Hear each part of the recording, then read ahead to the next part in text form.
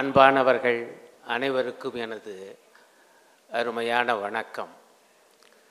வைகை இலக்கிய திருவிழா நேற்று முதல் இன்றும் தொடர்ந்து இங்கே நடைபெற்று வருகிறது. திருமிகு ஸ்டாலின் அவர்களுடைய ஆட்சியிலே தமிழுக்கு, தமிழ் பண்பாட்டுக்கு, தமிழ்நாட்டு வரலாற்றுக்கு ஒரு புத்துணர்ச்சி, ஒரு புத்தெழுச்சி ஏற்பட்டிருக்கிறது. அதனுடைய ஒரு பகுதிதான் இத்தகைய இலக்கிய திருவிழாக்கள். பொதுவாக இத்தகைய விழாக்கள் கல்லூரிகள் நடத்துவாங்க, சில மன்றங்கள் நடத்தும், சில பண்பாட்டு அமைப்புகள் நடத்தும்.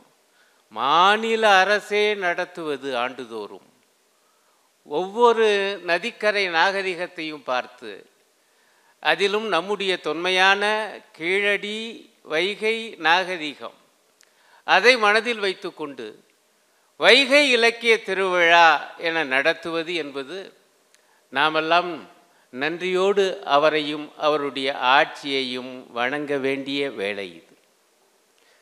ஆகவே உங்களின் சார்பில், என்னுடைய சார்பில், நம்முடைய மாண்புமிகு முதலமைச்சர் அவர்களுக்கும் அவருடைய அரசுக்கும் எனது நெஞ்சார்ந்த நன்றியை தெரிவித்துக் கொள்கின்றேன். என்ன பேச வேண்டும் என நினைத்த பொழுது எனது எண்ணத்திலே ஏற்பட்டது வள்ளுவரின் வண்ணங்கள். வள்ளுவருக்கு வகை வகையான நிறமெல்லாம் பூசப்படுது, புதுசு புதுசாக பெயிண்டெல்லாம் அடிக்கப்படுது. ஆனால் அவர் அப்படியெல்லாம் எந்த ஒரு வண்ணத்துக்குள்ளும் அடங்கக்கூடியவர் அல்ல. காரணம், அவர் பல வகையான சிந்தனைகள் அந்த காலத்திலேயே 1500 அல்லது பல நூறு ஆண்டுகளுக்கு முன்பே, சரியாக காலத்தை கணிப்பதிலே சில சிக்கல் இருக்கு, பல நூறு ஆண்டுகளுக்கு முன்பே விதவிதமான எண்ணங்களை வெளியிட்டதனால் அவருடைய வண்ணமே பல வகையாக இருக்கு. நீங்கள் முதல்ல என்ன நினச்சி பெருமைப்படணும்னா, நம்மெல்லாம் தமிழ் பிள்ளைகள். இந்த உலகத்தில் பல மொழி பேசுவோர் இருக்காங்க, அவங்களுக்கெல்லாம் கிடைக்காத ஒரு பாக்கியம் நமக்கு கிடைச்சிருக்கு, உங்களுக்கு எனக்கும் கிடைச்சிருக்கு. அது என்ன தெரியுமா? ஒரு தொன்மையான இலக்கியத்தை, 2000 ஆண்டுகளுக்கு முந்திய இலக்கியத்தை நம்முடைய சொந்த தாய்மொழியில் படித்து ரசிக்கிற பாக்கியம். இந்தியாவிலே பல மொழிகள் இருக்கின்றன, அவங்களுக்கெல்லாம் இலக்கிய வரலாறு எவ்வளவு தெரியுமா? 500-600 ஆண்டுகளுக்கு முன்பு தான். உங்களுடைய பழமையான இலக்கியம் என்ன அப்படின்னு போய் மற்ற மொழிக்காரர்களை கேளுங்க, அவங்க ஒரு 600 ஆண்டுகளுக்கு முன்பு, 700 ஆண்டுகளுக்கு முன்பு. ஆனால் தமிழனை கேளுங்க, 2000 ஆண்டுகளுக்கு முன்பு எங்களுடைய சங்க இலக்கியம், அதையொட்டி எழுந்த எங்களுடைய நீதி நூல்கள், வள்ளுவம் உள்ளிட்ட, அப்படின்னு நம்ம பெருமையோடு சொல்கிறோம். அப்போ நம்ம தாய் நமக்கு சொல்லி தந்த மொழி, நம்ம முத செவியில் கேட்ட அந்த மொழி தமிழ், அதிலேயே இவ்வளவு தொன்மையான இலக்கியம் இருக்குன்னா அதை படிக்காமல் இருக்கலாமா? படித்தவங்க சொல்கிறத கேட்காம இருக்கலாமா? ஏன்னா எனக்கு தெரியும், இப்போ இங்கே இருக்கக்கூடிய ஏன் சார் இருக்கிற சிலபஸை முடிக்கிறது பெரும்பாடாக இருக்குது. ஒவ்வொருத்தரும் ஒவ்வொரு இதில் படிக்கிறோம், பிஏ, பிஎஸ்சி, பிஇ, பல இதில் படிச்சுட்டு இருப்பீங்க. நம்ம பாடத்திட்டமே அவ்வளவு இருக்குது. அப்புறம் ஒவ்வொரு செமஸ்டருக்கும் எக்ஸாம் வேறு இருக்குது. இதில் போய் நீங்கள் சங்க இலக்கியம் படிச்சிங்களா, திருக்குறளை படிச்சிங்கன்னா அதெல்லாம் கொஞ்சம் கொஞ்சம் படித்தாச்சு, எப்போ பள்ளி படிப்போடு முடிச்சு போச்சு, கல்லூரிக்கு வந்து அதெல்லாம் கிடையாது என்று தான் நாம் பொதுவாக நினைக்கிறோம். ஆனால் தயவு செஞ்சு இந்த பேர் வேறு யாருக்கும் கிடைக்கல. என்னுடைய சொந்த தாய்மொழியில் 2000 ஆண்டுகளுக்கு முந்திய இலக்கியம் இருக்கு, என்னுடைய முன்னோர்கள் படைத்த இலக்கியம் இருக்கு, அவ்வளவு 100 ஆண்டுகளுக்கு முன்பு. அது இப்போ நான் படித்தாலும் புரியுது. அகநானூறையும் புறநானூறையும் நற்றினையும் குறுந்தொகையும் சங்க இலக்கியம் இப்போ நான் படித்தாலும் புரியுது. திருக்குறள் கொஞ்சம் உரைய வச்சுக்கிட்டு, பல குறள்கள் உரையே இல்லாமல் புரியும். இதையெல்லாம் படிக்க வேண்டாமா? படித்து ரசிக்க வேண்டாமா? நாமெல்லாம் திடீர்னு அந்தரத்துலேருந்து குதித்தவங்களாம் இல்லை, அப்பா அம்மா இருக்காங்க, பாட்டனார் இருக்கார். சோகம் என்னன்னா, பிள்ளைகளா உங்களை மட்டும் நானும் சொல்கிறேன், நமக்கு அப்பா அம்மா பேர் தெரியும், தாத்தா பேர் தெரியும், பாட்டனார் பேர் தெரியும், முப்பாட்டனார் பேர் தெரியுமா? உங்களுடைய சொந்த முப்பாட்டனார் பேர் தயவுசெய்து இன்றைக்கி பூரா யோசிச்சு பாருங்கள். தாத்தா பேர் தான் தெரியும் பெரும்பாலோருக்கு. நம்முடைய சொந்த வரலாறே நமக்கு தெரியல. ஆனால் அவ்வளவு முப்பாட்டனார்களுடைய வழி வழியாக வந்து தான் நான் இன்றைக்கி வந்து உட்காந்துருக்கேன். திடீரென்று வானத்திலிருந்து குதிக்கலை. 2000 ஆண்டு காலமாக நம்முடைய முன்னோர்கள் பல தலைமுறைகளாக பிறந்து வளர்ந்து எழுதி அதை நமக்கு விட்டுட்டு வேற போயிருக்காங்க. இவ்வளவு பாதுகாத்து அதில் கொஞ்சமாவது படிக்க வேண்டாமா? படித்தா நமக்கு பெருமை மட்டும் இல்லை. 4 பேர்கிட்ட வெளியில் போய் பேசுறீங்க. நீங்கள் எல்லாம் சாதாரண ஆட்களாக படித்து முடித்து எங்கெங்கேயோ வேலைக்கு போக போகிறீங்க. எனக்கு தெரியும். என்னுடைய மருமகள் இந்த கல்லூரியில் தான் படித்தாங்க. இன்றைக்கி அமெரிக்காவில் இருக்காங்க. அப்படி போக போகிறீங்க நீங்கள். அப்போ அங்கே போகும்போது நீங்கள் போய் என்ன சொல்லுங்க, என் தமிழை பற்றி உங்களுக்கு தெரியுமா சகோதரா சகோதரி, அதில் உள்ள திருக்குறளை பற்றி தெரியுமா? ஓரளவுக்கு அவங்களுக்கு தெரிஞ்சிருக்கு, எல்லாருக்கும் தெரிஞ்சிருக்கா? நாம் பெருமையோடு சொல்லலாம்ல? ஒன்றுமே இல்லைங்க. சட்டென்று ஒரு 2000 ஆண்டுகளுக்கு முன்பு ஒரு மனிதர், ஒரு வள்ளுவர், பிறப்புக்கும் எல்லா உயிர்க்கும் அப்படின்னு ஒரு மணி வாசகத்தை தந்திருக்கான். இதில் என்ன சார் பெரிய அதிசயம் இருக்கு? பிறப்பில் எல்லா மனுஷனும் சமந்தாயா? சிறப்பு ஒவ்வா செய்தொழில் வேற்றுமையான். அப்போ தொழிலில் கொஞ்சம் வித்தியாசம் இருக்குது, செய்கிற பணியில் கொஞ்சம் வித்தியாசம் இருக்குது, நாம் நடத்துகிற சேவையில் சர்வீஸ்ன்னு சொல்கிறோமே அதில் கொஞ்சம் வித்தியாசம் இருக்குது. அந்த வேலை வித்தியாசத்தின் காரணமாக வேண்டுமானால் வேற்றுமையான், வேற்றுமை வரலாமை ஒழிய பிறப்பில் கிடையாதுடா. அப்படின்னா என்னென்ன விவகாரம் அதில் வருது? ஆண் பெண் பிறப்பு வித்தியாசம் கூட அறிவில் கிடையாதுங்கிறான் நம்மால். நீங்கள் எல்லாம் என்ன நினைக்கிறீங்கன்னா பிறப்புக்கும் எல்லா உயிருக்கும்னா அது சாதி பேதம், சாதி பேதம் தான், அதையும் தான் தாக்குறாரு. நான் என்ன பார்க்குறேன், அதையும் தாண்டி ஆண் பெண் என்பது உடலியல் ரீதியாக வேறுபாடு இருக்கலாம், வேற்றுமை இருக்கலாம், மன ரீதியாக, சிந்தனை ரீதியாக, அறிவாற்றல் ரீதியாக பெரிய ஒன்றும் வித்தியாசம் கிடையாது. ஆண்கள் செய்யக்கூடிய அவ்வளவு சாதனைகளையும் பெண்கள் நாங்கள் செய்வோம் என்று இன்றைக்கு கிளம்பியிருக்கீங்களே, உதாரணமே இவ்வளவு மகளிர் இங்கே உட்கார்ந்துருக்கீங்களே, இதனுடைய அர்த்தம் என்ன? அன்னைக்கே வள்ளுவன் சொன்னது பிறப்புக்கும் எல்லா உயிர்க்கும் என்றால் ஆண் பெண் பேதம் அறிவில கிடையாது. செய்கிற வேலையில் வேணா இருக்கலாம், அறிவில் என்னடா வித்தியாசம்? ஆனால் அந்த காலத்தில் இருந்து நமக்கு என்ன சொன்னாப்புல, பெண்களா அறிவுக்கு அவங்களுக்கு சம்மந்தம் இல்லையா? வீரமா வீரத்துக்கு அவங்களுக்கு சம்மந்தம் இல்லையா? இந்த ஆண்மைங்கிற வார்த்தையிலேயே என்ன அர்த்தம்னா அவங்களுக்கு தான் வீரம்.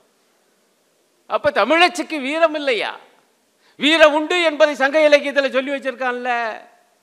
ஒரு அதீத கற்பனையா இருக்கலாம், ஆனா புலி வந்தா கூட கையில கிடைச்சதை எடுத்து விரட்டுறா தமிழச்சி. கையில முறம் கிடைக்குது, கிடைச்சதை எடுத்து விரட்டுறான்னா வீரத்துக்கு கூட ஆண் பெண் பேதம் கிடையாது ஐயா. ஆகவே பிறப்புக்கும் எல்லா உயிர்க்கும் என்பதுல இங்கே நிறைய மகளிர் இருக்கிற காரணத்தினால நீங்கள் தயவு செய்து உணருங்கள். உங்களுக்காக பாடிவிட்டு போயிருக்கிறான் பல 100 ஆண்டுகளுக்கு முன்பே நம்முடைய வள்ளுவ பெருந்தகை. அதோட ஒரு அருமையான குரல், கல்வியின் மேன்மை பற்றி அவன் எப்படியெல்லாம் பாடியிருக்கான் அப்படின்னு. அதில் ஒரு குரல் நீங்கள் அநேகமாக கேள்விப்பட்டிருப்பீங்க. கேடில் விழிச்செல்வம் கல்வி ஒருவர்க்கு மாடு அல்ல மற்ற எவை. விழிச்செல்வம் கல்வி, அற்புதமான சொத்து எதுடா? கல்வி தான். கேடு இல்லாதது அப்படின்னா அது இழக்கப்பட முடியாதது. அதை தவிர வேறு மாடு எதுவும், மாடுன்னா அந்த காலத்தில் மாடு தான் செல்வம். பாடும்போது வள்ளுவன் பாடும்போது மாடு தான் செல்வம். இத்தனை மாடுகள் வச்சிருக்கா, இவ்வளோ ஆடுகள் வச்சிருக்கான், இவ்வளோ வச்சு மேய்க்கிறான், அது அவருடைய செல்வம். அதனால மாடு என்கிற சொல்லே அன்றைக்கு செல்வத்தை குறித்தது. வள்ளுவன் என்ன சொல்றான்? கேடு இல்லாத செல்வம், இழக்கப்பட முடியாத செல்வம் எதுனா கல்வி தாண்டா. இப்போ இதெல்லாம் இவ்வளவு சொன்னா அதை விட எளிமையா போகிற தமிழ் சினிமாவில் ஒரு வசனம் வந்துச்சு இல்லை? என்ன சொல்லுவாப்புல பிள்ளைய பார்த்த அப்பா, தம்பி நம்மக்கிட்ட நிலம் இருந்தால் பறிச்சுக்குவானுங்க, பணம் இருந்தால் பறிச்சுக்குவானுங்க, படிப்பு இருந்தால் பறிக்க முடியாது, படி படி. இன்னைக்கு தமிழ் சினிமாவில் வந்து அவங்களுக்கு சட்டுன்னு புரியுது, அதில் ஒன்றும் தப்பு இல்லை, ஏன்னா இதான் இந்த மாஸ் மீடியாங்கிறது. ஆனால் யோசிச்சு பாருங்க, பல 100 ஆண்டுகளுக்கு முன்பே வள்ளுவன் கேடில்லா விழிச்செல்வம், கெட்டு போகாத, தொலைக்கப்பட முடியாத, பிறரால் பறிக்கப்பட முடியாத ஒரே சொத்து ஒரே செல்வம் கல்விதான், ஆகவே அதை அடை. எவ்வளோ பெரிய விஷயம். நடுவில் அப்படிலாம் ஒன்றும் அது சாதிக்கப்படலை, எல்லாருக்கும் கல்வி கிடைக்கல. தயவுசெய்து இங்கே இருக்கக்கூடிய ஆண் பிள்ளைகள் கோவித்து கொள்ளக்கூடாது. என்ன இவர் பெண் பிள்ளைகளை பற்றியே பேசுகிறாருன்னு. ஏன்னா இந்த வரலாறு சில விஷயங்கள் உங்களுக்கும் தெரியணும். இன்றைக்கி இவ்வளவு பெண் பிள்ளைகள் இருக்காங்கல்ல, கல்லூரியில் படிக்கிறவங்க அல்லது படி இறுதியில். ஆனால் 1960கள் கூட பெண் பிள்ளைகளை வந்து கல்லூரிக்கு அனுப்ப மாட்டாங்க. ஏன் தெரியுமா? இப்போ என்னுடைய சொந்த அனுபவத்தை சொல்கிறேன். எங்கள் அக்காவும் நான் தான் எங்கள் வீட்டில் கடைசி 6-7 பிள்ளைங்க நாங்கள். எங்கள் அக்காவும் நானும் பள்ளிக்கூடத்துக்கு போயிட்டு இருந்தோம். பள்ளிக்கூடம் பக்கத்தில் இருந்துச்சு, மதுரை தெக்குவாசலில் நாடா வித்தியாசாலை. அது மட்டும் இல்லைன்னா நாங்கள்லாம் படிச்சிருக்க மாட்டோம். 2 பேரும் போயிட்டே இருந்தோம். ஒரு நாள் நான் வேகமாக பள்ளிக்கூடத்துக்கு வழக்கம் போல் கிளம்புறேன். அக்கா வாக்கா போவோங்கிறேன். அக்கா வரமாட்டேங்குது, முழிக்குது. அம்மா சொல்லுது, இனிமேல் அக்கா பள்ளிக்கூடம் வரமாட்டா. 60களில் நடக்குது. ஏம்மா? அம்மா சொல்லுது, அக்கா பெரிய மனுஷி ஆயிட்டாடா. நான் பாருங்க அப்பாவித்தனமாக கேட்குறேன், பெரிய மனுஷி ஆகிட்டா நல்லது தானே, நீ பயம் இல்லாமல் வெளியே போகலாம்ல. ஏன்னா இது வரைக்கும் சின்ன பிள்ளை. அம்மா நீ என்ன சொல்கிற, பெரிய மனுஷிங்கிற, அப்போ பயம் இல்லாமல் வழி கொடுத்து போகலாம்ல. அக்காவா போடாமட்டாப்பலே, பெரிய மனுஷன் ஆனால் வீட்டை விட்டு வெளியே வரக்கூடாது. என்னம்மா கூத்தா இருக்கு, எனக்கு ஒன்றும் புரியலையே. உனக்கு புரியாதுடா. இப்போ அக்கா இனிமே கல்யாணம் ஆனாதான் வீட்டை விட்டு வருவா. அசந்துட்டேன். இன்னும் என் நெஞ்சில் அப்படியே பாரமாக இருக்கு.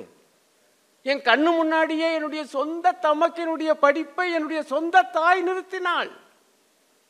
எத்தகைய அறியாமையிலே இந்த தமிழ் சமுதாயம் 1960கள் வரை, ஏதோ பழைய காலத்து கதையை சொல்லலை, 60 ஆண்டுகளுக்கு முன்பு நிலைமையை சொல்கிறேன். இதே தமிழ்நாட்டில், இதே மதுரையில், இதே வைகை நதிக்கரை நாகரிகத்தில் இப்படித்தான் நம்முடைய பெண்களுடைய நிலைமை இருந்துச்சு 1960. ஆனால் வள்ளுவன் அன்றைக்கு என்ன சொல்லிட்டு போனான்னா, பிறப்பின் அடிப்படையில் பேதம் இல்லை, ஆண் பெண் பேதம் இல்லை. அடுத்து என்ன சொல்றானா, எல்லாரும் படி. படிப்பு கல்வி அதுதான் உன்னை விட்டு போகாத, உன்னை விட்டு பிரிக்க முடியாத, பறிக்க முடியாத சொத்து. எவ்வளவு பெரிய தீர்க்க தரிசனம். அன்றைக்கு வேணால் நடக்காமல் போயிருந்திருக்கலாம், ஆனால் இன்றைக்கு நடந்திருக்கிறது என்பதை ஆண் பெண் இருபாலரும் தயவு செய்து உணரணும். எவ்வளவு பெரிய ஒரு கல்வி புரட்சி இன்றைக்கு தமிழ்நாட்டிலே நடந்திருக்கிறது. இதெல்லாம் சாதாரணமான விஷயம் அல்ல.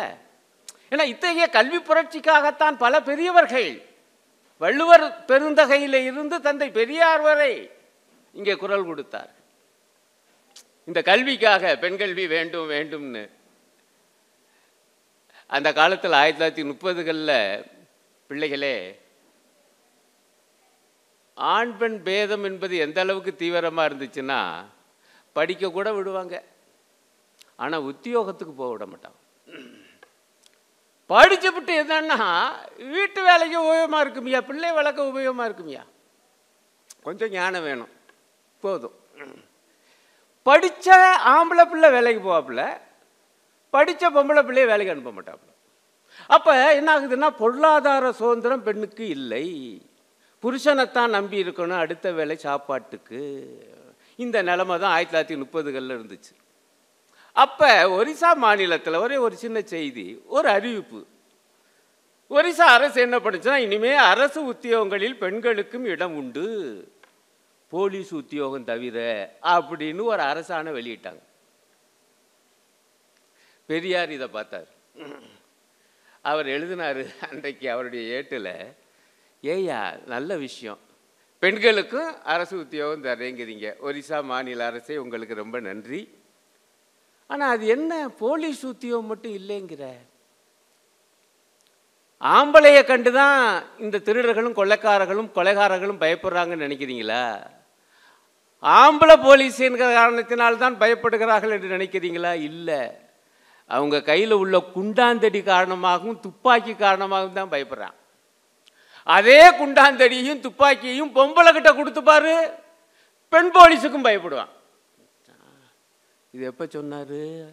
1930களில். எப்படி? 80 வருஷத்துக்கு முன்னாடி. இன்றைக்கு மகளிர் போலீஸ் நிலையம், இன்றைக்கு பெண்களும் போலீஸ். அந்த காட்சியை பார்க்குறவங்க ஒரு பெண்ணை கைது பண்ணணும்னா பெண் போலீஸ் வேணும்யா. எவ்வளோ பெரிய மாற்றம் புரியுதுங்களா? இந்த மகளிர் உரிமைக்காக குரல் கொடுத்த ஒரு மெய்யான ஆண்மகன் தான் தந்தை பெரியார். அப்போ இந்த வள்ளுவரிலிருந்து பெரியார் வரை, அதே போல் தமிழ்நாட்டில் உருவான ஆட்சிகள், அது காமராஜர் காலத்தில் இருந்து இன்றைய ஸ்டாலின் ஐயா அவர்கள் வரை, பெண் கல்விக்கு, பெண் உத்தியோகத்துக்கு இந்த ஒரு வளர்ச்சி ஏற்பட்டிருக்கிறது என்றால் இதற்கெல்லாம் தத்துவ அஸ்திவாரம், கருத்தியல் அடிப்படையை உருவாக்கி தந்தவன் நம்முடைய வள்ளுவன். எனக்கு ரொம்ப ஆச்சரியமாக இருக்கும் ஒரு குறளை பார்க்கும்போது. அது என்னன்னா, நீங்கள் கேள்விப்பட்டிருப்பீங்க, அவர் கொல்லாமை அப்படிங்கிற பற்றி நிறைய பேசியிருக்கார். கொல்லக்கூடாது, எல்லாரும் என்ன நினைப்பீங்க எடுத்த உடனே? நாங்கள் கொல்லக்கூடாதுன்னு, ஆடு மாடு வெட்டக்கூடாது, கோழியாக இருக்கக்கூடாதுன்னு சொல்கிறாருன்னு. ஆமாம், அப்படின்னு சொல்லியிருக்கார், நான் ஒன்றும் மறுக்கலை. ஆனால் கொல்லாமை என்கிற அந்த அதிகாரத்துடைய 10 குறள்களையும் நீங்கள் படித்து பார்ப்பீங்கன்னா அதனுடைய சாரம் என்னவா இருக்கும்னா, ஏண்டா நான் பிற உயிர்களை கொல்லக்கூடாது என சொன்னால் அதனுடைய அர்த்தம் என்ன? முதல்ல சக மனுஷனை கொல்லாத. அறவினை யாது எனினும் கொல்லாமை கோரல் பிறவினை எல்லாம் தரும். அறம்னா எதியா? நல்ல ஒழுக்கம் என்றால் என்ன? நல்ல குணம் என்றால் என்ன? எதோ சொல்றீங்க. நான் சொல்றேன், கொல்லாமை தான், பிற உயிரை பறிக்காமை தான் நல்ல அறம். அந்த அறத்தை நீ செஞ்சா உனக்கு எல்லா அறங்களும் வந்துடும். அந்த நன்மையை நீ செஞ்சினா உனக்கு எல்லா நன்மைகளும் வந்துடும். அந்த பண்பு உன்னிடம் இருக்குமே, ஆனால் உனக்கு இதர பண்புகள் எல்லாம் கிடைக்கும்னா. எப்போ சொல்கிறான்? ஒரு பல 100 ஆண்டுகளுக்கு முன்பு. உங்களுக்கு ஒரு விஷயம் தெரியுமா? இதை இன்னைக்கு நம்ம பெருமையோடு சொல்கிறோம். ஆனால் அந்த காலத்தில் தமிழ்நாட்டில் உருவான பேரரசர்களுக்கு, முதல்ல உருவானது பல்லவ பேரரசு, அடுத்து உருவானது சோழ பேரரசு, அடுத்து உருவானது பாண்டிய பேரரசு. வரலாற்று மாணவர்கள் இருந்தால் அவங்களுக்கு தெரியும். நான் இப்போ வரலாறுக்கு உள்ள ஆழமாக போகிறதில்ல. என்ன ஒரு விஷயம்னா, உயிர்களை கொல்லாதேன்னா மனுஷனை கொல்லாதேலேருந்து ஆரம்பித்தா பேரரசர்களுக்கு அது ஒத்து வரல. இப்போ நமக்கு எங்கேயாவது கொலை நடந்தது பாருங்கள், பூரா டிவி விவாதங்களில் பூரா என்னையா அங்கே கொலை நடக்குது, இங்கே கொலை நடக்குது, பயங்கரமாக இருக்குது, சின்ன சின்ன விஷயத்துக்கெல்லாம் கொள்கிறேன், என்னையா சட்டம் ஒழுங்கு, பொதுவாக பேச்சு வருதா இல்லையா? அப்போ முதல்ல மனுஷனை கொல்லக்கூடாது. கொல்லக்கூடாதுன்னு இவர் புத்தி சொல்கிறாரு. எந்த காலத்தில்? இந்த பேரரசுகள்லாம் வருவதற்கு முன்பே. வந்தவனுக்கு என்ன சிக்கலாகி போச்சுன்னா, பேரரசுனாலே பக்கத்து நாட்டு வேந்தர்களை, அரசர்களை கொன்று, பக்கத்து நாட்டு வேந்தர்களின் படை வீரர்களை கொண்டாதான் இவனுக்கு கூடுதல் ராஜ்யம் கிடைக்கும். ராஜ்யத்தை சாம்ராஜ்யமாக பெருக்க வேண்டுமென்றால் இந்த போர், இந்த யுத்தம், இந்த கொலை என்பது அவனுக்கு தேவையா இருந்துச்சு. அதனால் அவனுக்கு வள்ளுவரை பிடிக்கலை, தெரியுமா? பல்லவ பேரரசர்களுக்கும் பிடிக்கல, சோழ பேரரசர்களுக்கும். பாண்டி எதை வச்சு நான் சொல்கிறேன்? நீங்கள் எவ்வளோ பேர், நிறைய பேர் பார்த்துருக்கக்கூடும் மகாபலிபுரம். அதெல்லாம் பல்லவர்கள் கட்டினது தெரியுமா? காஞ்சிபுரம் கைலாசநாதர் கோயிலுக்கு நீங்கள் ரொம்ப பேர் போயிருக்க மாட்டீங்க. அற்புதமான ஒரு கோயில், பல்லவ பேரரசு கட்டினது. மாமல்லபுரம் என்கிற அந்த மகாபலிபுரம், இது உள்ளக்கு போய் பார்த்தீங்கன்னா ஒரு 2 இடத்துல இந்த மாமல்லர் அவருடைய சிற்பம் இருக்குது. ஒரு பல்லவ பேரரசர், அவனுடைய மூதாதையராகிய சிம்ம விஷ்ணுடைய சிலை இருக்குது. அவனுக்கு அடுத்து வந்த மகேந்திரவர்மனுடைய சிலை இருக்கு. அப்புறம் பார்த்தா விஷ்ணுவுடைய அவதார சிலைகள் இருக்கு, சிவலிங்கம்லாம் இருக்கு. ஆனால் வள்ளுவனுக்கோ தொல்காப்பியருக்கோ சிலை வைக்கல. இது யாராவது யோசிக்கலாம்? அவ்வளோ பேருக்கு சிலை வெட்டியிருக்கீங்கள. வராக அவதாரம்லாம் இருக்கும். எப்படி? விஷ்ணுவுடைய ஒரு அவதாரம். அது சரியா தப்பாங்கிறதுக்குள்ளே கூட நான் போகலை. சரி, அந்த புடைப்பு சிற்பங்கள்லாம் உருவாக்குனியே, ஓன் சிற்பத்தையும் நீயே வடிச்சுக்கிட்டியே, சிம்ம விஷ்ணுவே, மகேந்திரவர்மனே, நரசிம்மவர்மனே, என்னுடைய இந்த தமிழ் முப்பாட்டன் வள்ளுவனுக்கு நீ சிலை அமைத்தாயா? தொல்காப்பியனுக்கு சிலை அமைத்தாயா? சங்கப்புலவன் கபிலனுக்கு சிலை அமைத்தாயா? சங்கப்புலவன் பாணருக்கு சிலை அமைச்சாயா? இல்லை. ஏன்னா அவங்களுடைய இந்த சிந்தனைகள், நற்சிந்தனைகள் இந்த பேரரசர்களுக்கு ஒத்துவரும். கடைசியா பல நூறு ஆண்டுகளுக்கு முன்பு பிறந்து வாழ்ந்து அற்புதமான கவிதைகளை தந்த இந்த வள்ளுவனை அவனுக்கு சிலை அமைச்சது யாருன்னு பார்த்தா பேரரசர்கள் அல்ல, மக்கள் அரசராகிய முத்தமிழ் அறிஞர் டாக்டர் கலைஞர் தான் திருவள்ளுவருக்கு சிலை அமைத்தார் குமரி முனையிலே 2000. இன்றைக்கு அதனுடைய வெள்ளி விழா. நான் ஏதோ சம்பந்தம்லாம் பேசலை. 25 ஆண்டு முதலமைச்சர் அந்த வெள்ளி விழாவை கொண்டாடி விட்டு வருகிறார். அந்த வெள்ளி விழாவுக்கான மலருக்கு ஒரு கட்டுரை எழுதியவன் வள்ளுவர் பற்றி என்கிற உரிமையோடு பேசுகிறேன். நீங்க தயவு செய்து பிள்ளைகள் உணரணும்.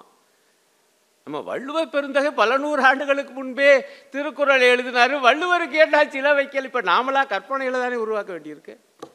அன்னைக்கே உருவாக்கியிருந்தான்னா தொல்காப்பியர் உருவம் தெரிஞ்சிருக்கும்ல. வள்ளுவனுடைய உருவம், கபிலருடைய உருவம், பரணருடைய உருவம் தெரிஞ்சிருக்கு, ஔவையாருடைய உருவம் தெரிஞ்சிருக்கும். ஒண்ணுமே இல்லைங்க. புரிந்து கொள்ளுங்கள் எவ்வளவு சிக்கல்னு. ஆனால் வள்ளுவ பெருந்தகையினுடைய வள்ளுவம் இன்னைக்கு நிற்கிது. அப்ப இந்த சிந்தனை என்பது எவ்வளவு பிரமாதமாக அன்றைக்கு இருக்குன்னா கூட இதெல்லாம் ரொம்ப ஒழுக்கம் அல்லது அறவாழ்வு இது பற்றி தான் வள்ளுவர் பேசியிருக்காரு, பாடியிருக்காரு என்று நீங்கள் நினைக்கலாம். இப்போ நீங்கள் நிர்வாகவியல் படிக்கிறீங்க, மேனேஜ்மெண்ட், அட்மினிஸ்ட்ரேஷன். நீங்கள் யாராவது பிபிஏலாம் இருக்கீங்களா? ஈவன் இன்ஜினியரிங்கில் கூட அதெல்லாம் ஓரளவு போது சொல்லி தருவாங்கன்னு நான் நினைக்கிறேன். பிள்ளைகளே, உங்களுக்கு தெரியுமா நம்முடைய வள்ளுவர் நிர்வாகவியல் பற்றி பேசியிருக்கிறார். 2 குறள் சொல்கிறேன், எவ்வளோ முக்கியம். வினைவலியும் தன்வலியும் மாற்றான் வலியும் துணை வலியும் தூக்கி செயல். செயல்ங்கிற வார்த்தையை போட்டான். எந்த ஒரு செயலாக இருந்தாலும் அதை நடத்தி முடிக்கணும்னா நீ எதையெல்லாம் பார்க்கணும். அந்த செயலுடைய வலிமை என்ன, அது எவ்வளோ பெரிய செயல், எந்த அளவு, அதை முதல்ல நிறுத்திடு, மெஷர் பண்ணு. அதை செய்யக்கூடிய ஆற்றல் உனக்கு இருக்கா? தன்வலி.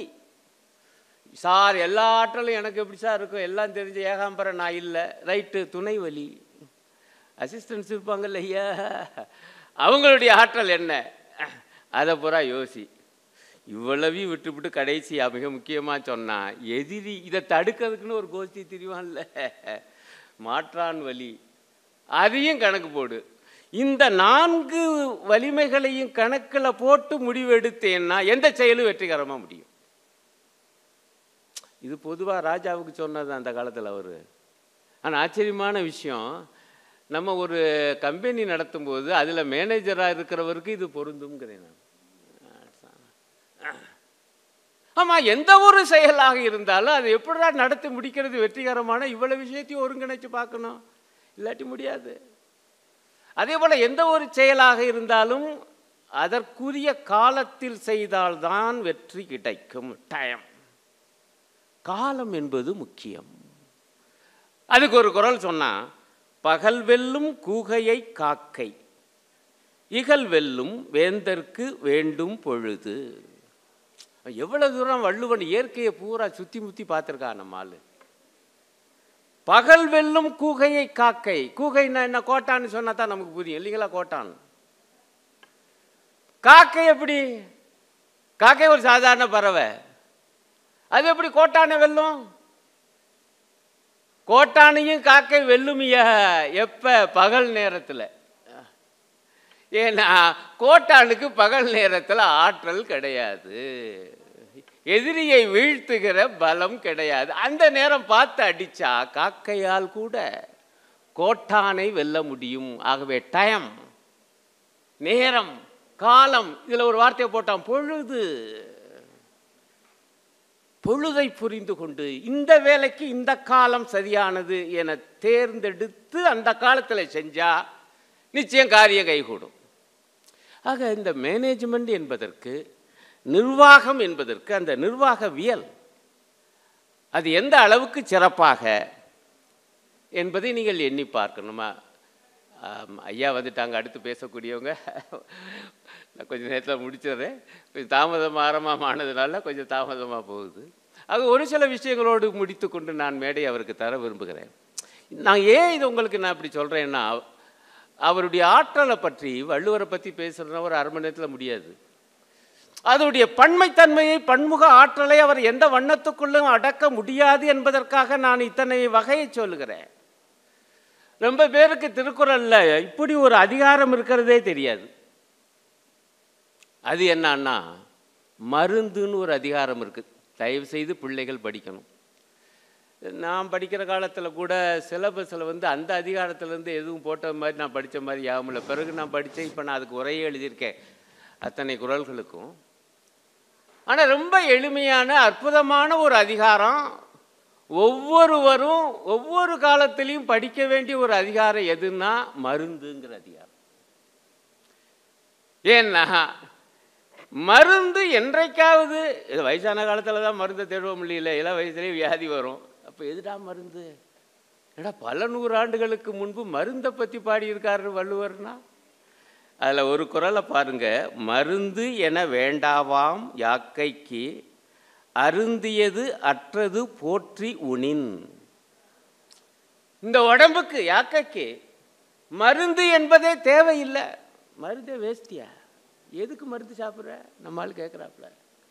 மருந்தே தேவைப்படாது. ஏன்? நோயே வராது. நோய் வந்தால் தானே.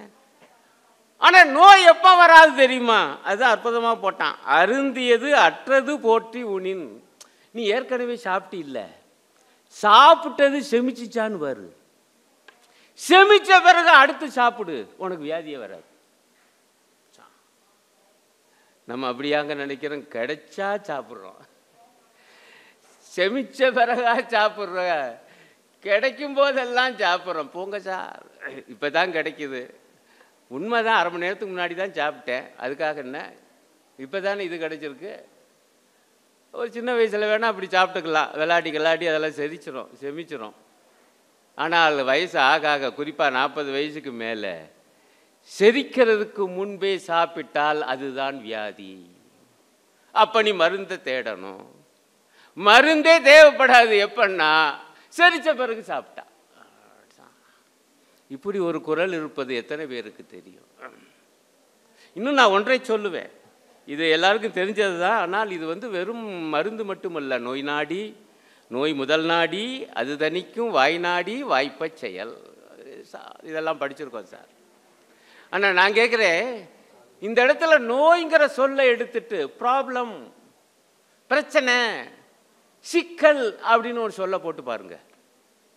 நோயின்னா பிரச்சனைன்னு போட்டிங்கன்னா, பிரச்சனை நாடி, அதாவது பிரச்சனைக்கான காரணத்தை முதல்ல கண்டுபிடி.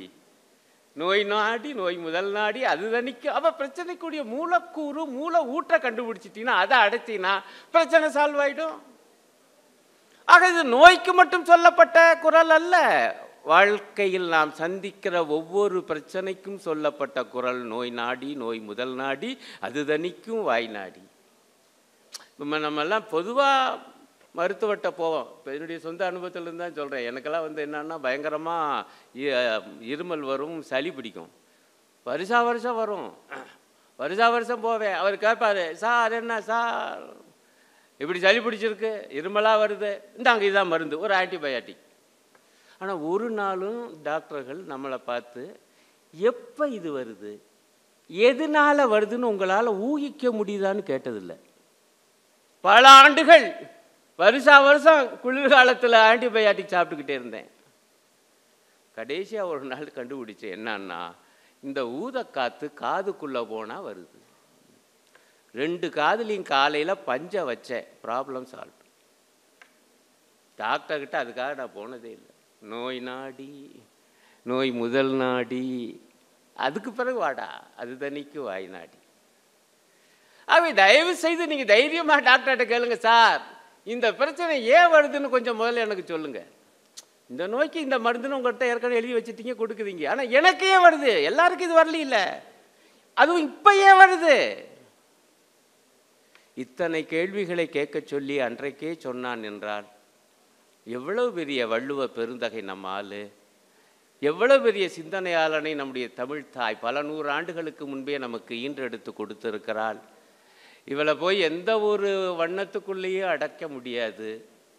அது காவி வண்ணமானாலும் சரி, நீல வண்ணமானாலும் சரி, கருப்பு வண்ணமானாலும் சரி, எல்லா வண்ணங்களுக்கும் அப்பாற்பட்ட வெள்ளை மனசுக்காரன். வள்ளுவரின் நிறம் வெள்ளை. எல்லா நிறங்களுக்கும் அடிப்படையான அந்த வெண்மை. அதனால தான் நம்முடைய மாநில அரசு கச்சிதமாக வள்ளுவனுக்கு வெள்ளை உடை உடுத்தி பார்த்தது. வாழ்க வள்ளுவம். நன்றி, வணக்கம்.